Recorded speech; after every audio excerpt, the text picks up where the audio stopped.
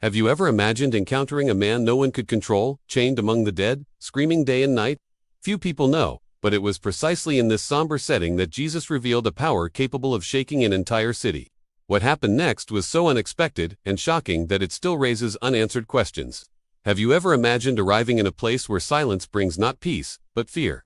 That's exactly what happened when Jesus disembarked in the region of the Gadarene. At first glance, it seemed like just another crossing, but there he would encounter a disturbing presence, a rejected and forgotten man, living among the tombs. The setting was somber, almost cinematic, as if the environment itself were prepared for a confrontation beyond human comprehension. The region of the Gadarene was not a tourist destination or a welcoming place. On the contrary, it was marked by isolation, fear, and frightening stories about a man who lived beyond society's control. This man not only lived among the tombs, but also represented a mystery and a challenge that no one dared to face. The mere fact of being there already revealed that something extraordinary was about to happen, but the most intriguing detail was not just the presence of the possessed man, but the unexpected reaction that would arise upon Jesus' arrival. The contrast between the darkness of that place and the silent authority of the Messiah would completely transform the atmosphere. And what seemed like just an encounter with a disturbed stranger would reveal an even more shocking secret, paving the way for a revelation no one could ignore. Have you ever imagined someone so strong and out of control that no chain could contain him? This man lived among the tombs, screaming relentlessly, day and night, frightening all who dared approach. The entire town feared him, for not even the guards could restrain him. He had become a symbol of human despair, a lost life that no one could save. For the residents, his existence was a constant and insoluble threat. People tried everything, chaining him, isolating him, removing him from society, but nothing worked. His strength was inexplicable, and each attempt at imprisonment ended in failure. This man struggled, broke his chains, and returned to wander alone among the tombs. It was as if he carried within him something the physical world could not control. The fear he provoked was as great as the sense of powerlessness the city felt. But what everyone saw as a lost cause, Jesus saw as an opportunity for liberation. As the city fled, he approached with calm and authority, bringing a hope no one else believed existed. And in that moment, before the presence of Christ, the improbable happened. Instead of violence, there was surrender. And what revealed itself next was far more frightening than the man's strength. Did you know that this tormented man was possessed not by just one spirit, but by an entire legion? When he fell to his knees before Jesus, the scene took an unexpected turn. Instead of attacking, he immediately submitted. The spirits controlling his life recognized a far greater authority. It was a silent but tense confrontation. That moment revealed that this was no ordinary case of possession. The term legion was no accident.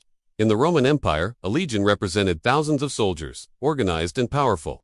Imagine then the intensity of the torment this man faced every day.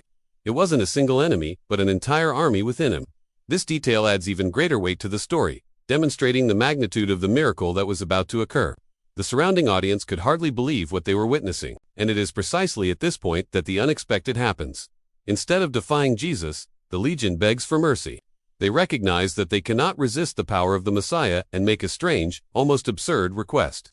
The tension grows, for what they asked for is unusual, and Christ's answer would completely change the course of that scene. The next step would reveal something so surprising that it would shake the entire city. Have you ever stopped to think about how strange the request of that legion of spirits was? Instead of fighting or trying to remain within the man, they begged Jesus not to send them to the abyss. It was as if they recognized an inevitable fate, but still sought an alternative way out. The curious detail is that they didn't ask for freedom, but rather to enter a herd of pigs that was grazing nearby. An unusual, almost disturbing request. This scene reveals something striking. Even the spirits recognized Jesus' authority and knew they had no choice before him.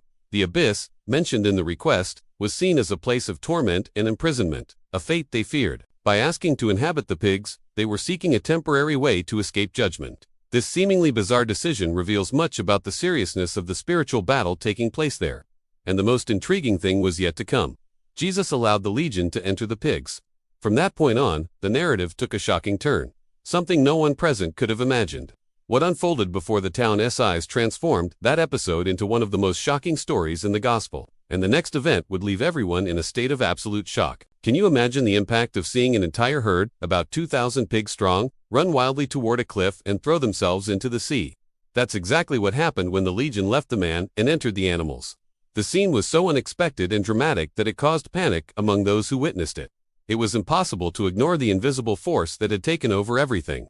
The pigs, possessed by the spirits, completely lost control and rushed en masse into the water, where they drowned. For the local population, this represented not only a huge material loss, but also proof that something supernatural was at work. What was frightening to many, for the possessed man, meant freedom. The destruction of the animals became the visible symbol of Christ's invisible victory. And when the townspeople arrived at the scene, they were met with a scene they would never forget.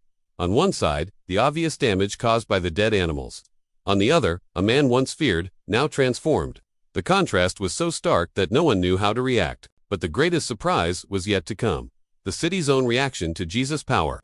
Have you ever thought about the contrast between the man once feared by all and the one now sitting peacefully at Jesus' feet?